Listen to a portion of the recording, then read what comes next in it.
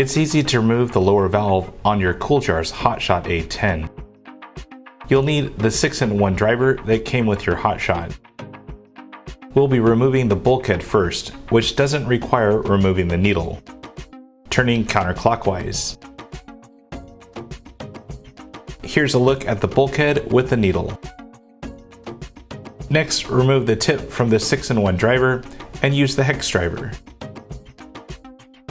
Insert and turn counterclockwise.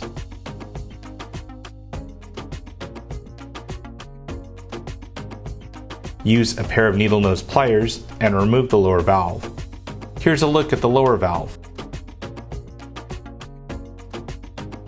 You no longer need to remove the nose of the HotShot.